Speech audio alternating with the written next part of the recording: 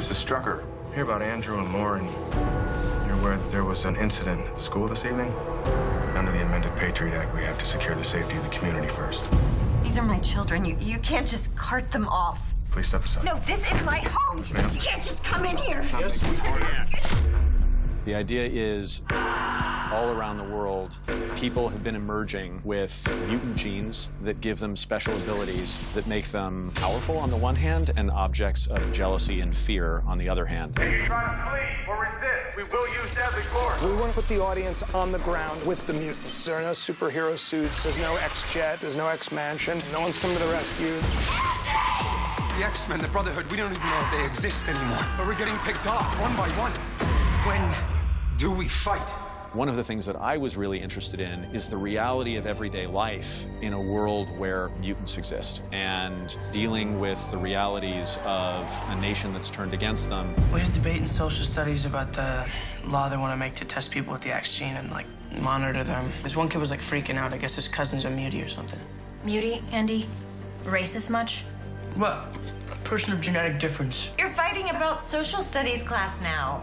Can we not have a normal conversation? This show focuses on a family, an ordinary middle-class American family. Are you still going to the dance tonight?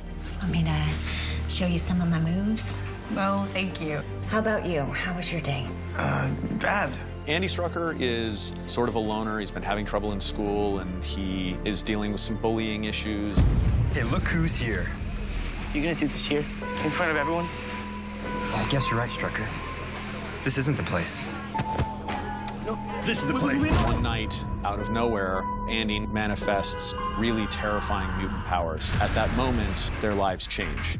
I don't know if there's a name for Andy's power, but it's kind of just like chaos. Kind of like telekinesis, but it's just destruction. Andy's power is something that he doesn't even really understand yet.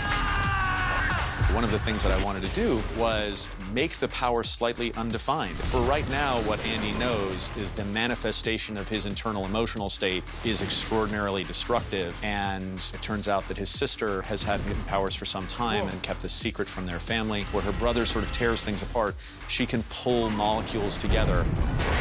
So pretty much she can take air and push it together and make these shields that can push against things, that can capture things. And one of the things that I was really interested in the show is the subjective experience of being a mutant. What is that like to wake up to this power? How would you really relate to it?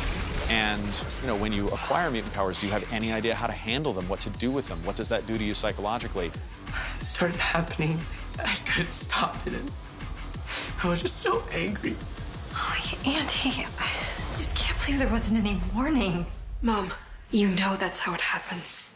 It's moments of stress or danger. Dad talks about this all the time. Lauren, we all know about your father's work. I just don't see how that suddenly makes you an expert. Mom, I know because... What are you saying? Kate Strucker is in many ways the average American woman struggling with the realities of her children. And the conundrum is the father of the family happens to work in prosecution of mutants who commit crimes. Why didn't you tell me? Dad puts people like us in jail. He's not against mutants. It's just the ones who hurt people.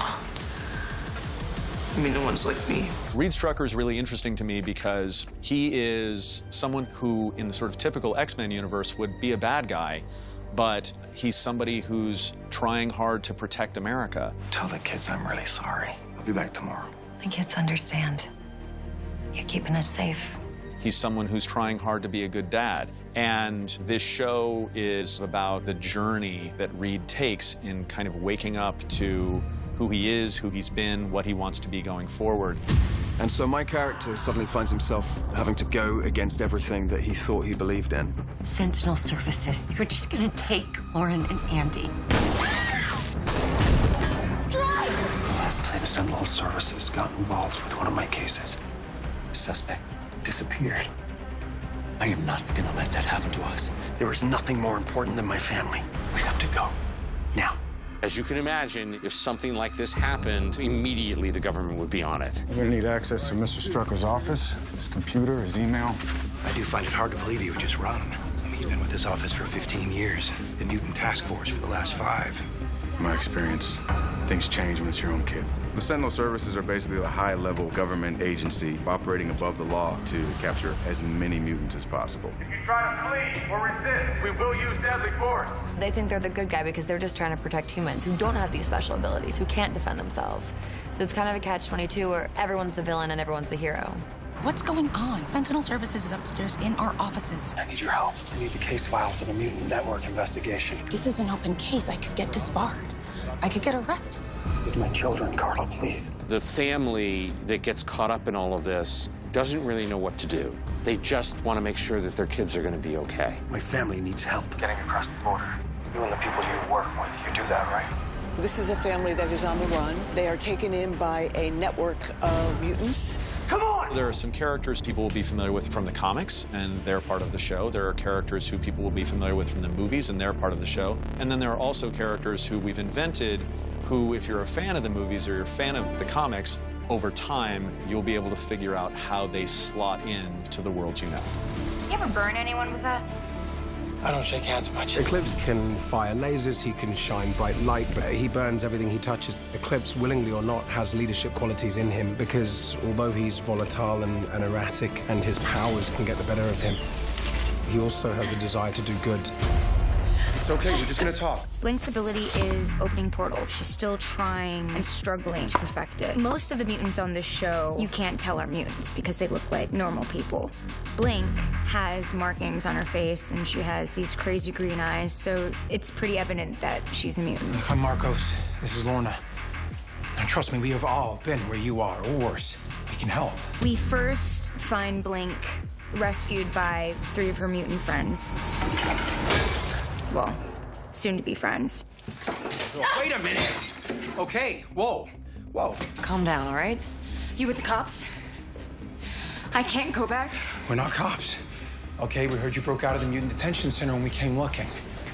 I don't understand. Who are you? Just a couple of freaks, same as you.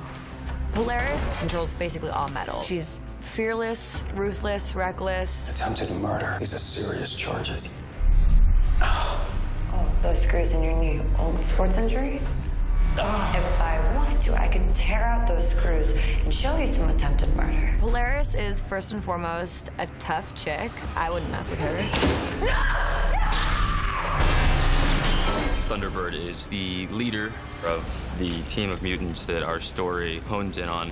It has several powers. It has super strength, extra dense muscle, tissue, and skin fibers, so he's resilient. But the one that I think would come in handy most is he's a tracker. Cops, coming fast. Each of those characters in some way are looking to help mutants that are trying to get away from the government. These mutants were running a modern underground railroad. Is everyone? Yeah, we're all here. I want to know what happens now. We get everyone's supplies, food, water, blankets, then we head down to the border.